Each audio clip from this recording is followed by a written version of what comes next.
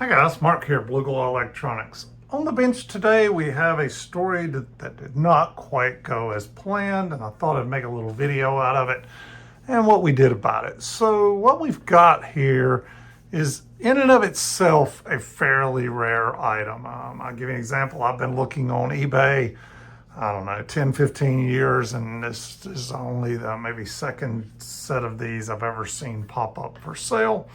What it is a clone of a Western Electric 91A amplifier, and a pair of original 91As these days could bring well into the six-figure range. So it might not be happening here at the Blue Glow barn. But there's an individual back in the 90s and 2000s that was cloning Western Electric gear, and his name was Mr. Wu. And Mr. Wu made quite a few of these 91A clones and some others. And his amps in and of themselves have become highly sought after because he did a really good job of making a really high quality amplifier. And one of the tricks he did was he had some telecom items that they would strip down and remove the iron cores from that are identical to the Western Electric 171A cores from Western Electric telecom equipment. And he would rewind the cores using similar wire to what Western Electric did, and so ultimately you end up with a Western Electric clone transformer. But these things, because of all this, are supposed to sound really, really good. A pair popped up on eBay maybe a month ago. I was super happy I saw them at the pair when they popped up. And I ended up making the guy an offer for less than that, and he took it right away. And I was like, woohoo! So on the way to me came a pair of these Western Electric Mr. Wu 91A clones. So this is where I blame myself and hold myself accountable on part of this problem. If you guys haven't guessed yet, seller did not pack these very well. But anyway, he described a lot about these. He talks about inrush current and testing he had done on these. I assumed this guy knows his electronics, right? And I also looked at other items he had sold. He sold a lot of electronics over time. And then I read his ad here. I'm very experienced in packing pieces like this so they arrive safely. Please see detailed photos for more. On condition I pack very well and ship properly, guaranteed to be as described. Guys, a few years back I made this video, how to properly pack vintage equipment for shipping, and I did it for a reason. I made the video because I wanted to send it to a seller to tell them how to ship something to me without it getting damaged. Ultimately, I thought, wow, this is a great little video. I'm going to put it on YouTube. And ever since then, I've been sending a link to this video to people when I buy something, saying, please watch this video and try to pack my item this way. I messed up. I took the guy's word for it, said he knew what he was doing. I did not send the video link. But if I had, around 2 minutes into this video, let's start with not what to use in packing gear.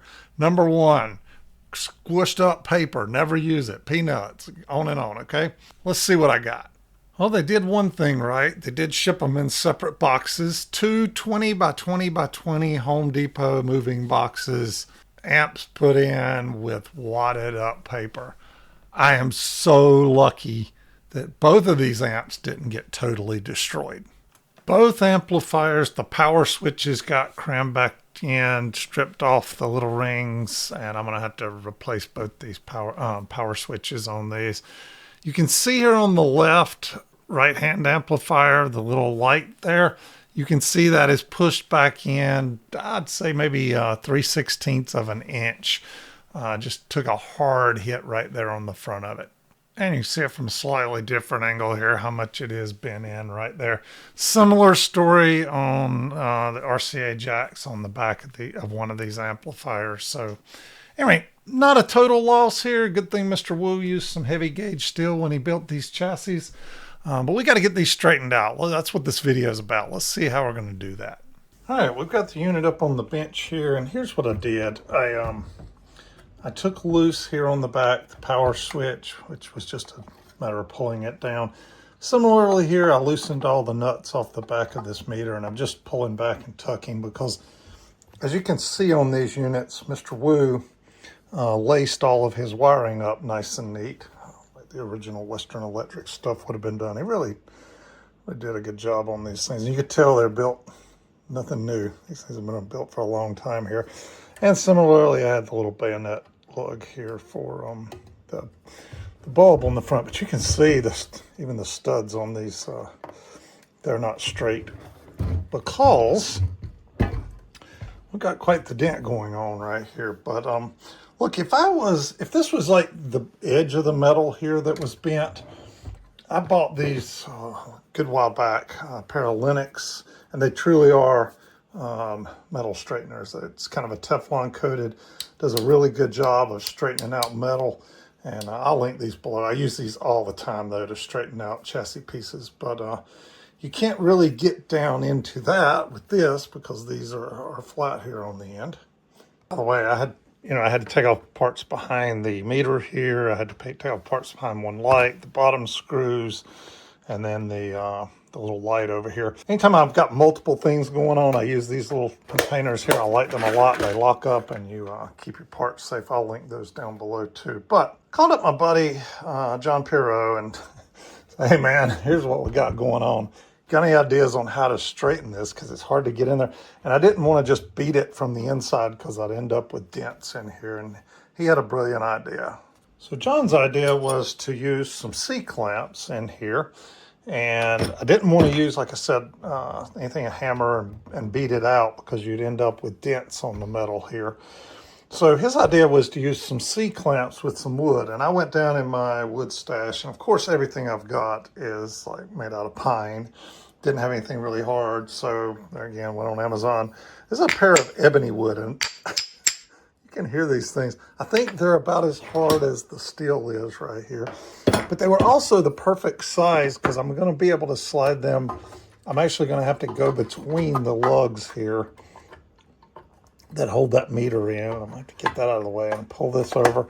And then I'll get another piece on this side and we're going to C-clamp these things down and tighten them up. This is the general idea. I got one on, then I put the other, and I'm just kind of working my way back and forth on these, tightening them up. Once I get one all done, then I'm going to kind of move the block up and down and around a little bit and continue just tightening these things and pull it. You can hear it pulling on the metal and on the wood as well, but this wood is hard enough that the wood's not squishing in. I think if I was doing this with a piece of pine, all I'd end up doing is squishing the wood.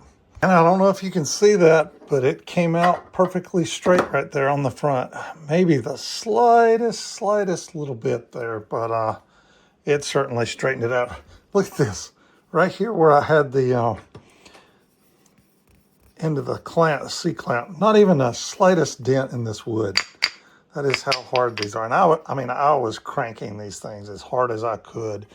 But this, look, I think these two pieces of wood were 16 bucks. I think you can get these C clamps. I want to say a set was another 20 bucks or something, but 40 bucks I solved this problem. I will tell you, I went back to the seller and said, hey man, this ain't cool what happened here. And I said, I've got work to do here to tear all this apart and whatnot. I said, would you mind, refunding me a little bit for the damage that happened? And, he said, what do you think is fair? And, I threw out a number of 200 bucks just for time and whatever, taking these things apart. And I got to do the other one and I got to do the back here. So I'm going to have to desolder some stuff to get to the RCA jacks. So I'm going to have 2-3 hours worth of labor in this thing, plus some parts and whatnot. So I thought the 200 bucks was a fair offer. He was fine with that. He refunded me 200 bucks. Let's get this thing put back together and see what it looks like. All right, one last little tip for you. When trying to tighten or loosen a nut here on a switch or a light bezel or whatnot that's on a nice pretty chassis face where you don't want to scratch it up trying to use a pair of pliers or maybe a socket that might scratch it. These little devices right here are neat. This one's made by, I think, MusicNomad, but there's lots of brands of these out there. But they're padded on one side so you don't end up scratching up your surface. And you got this little V here. One side has teeth on it. The other side is smooth. And so this one is designed for tightening on this end. And then you turn it around the other way for loosening. But you end up, this thing bites a little bit on your nut there and tightens it up, and you have no worry of scratching your surface. All right, guys, chassis is all straightened out. Cute. I bet you couldn't tell which one was damaged if I brought you up and asked you to examine them. They both look absolutely phenomenal. Big shout out to Early over at Hi-Fi Town. I had used up my last 274B and hit him up to see if he had one. He did. Running a set of 1989 300Bs in this, and Western Electric 310As there. So just super happy with how these turned out. I'm gonna get them on the bench here, turn them on, and but what this video was all about was getting the chassis straightened out. Hope you guys enjoyed. Thanks for watching, everyone.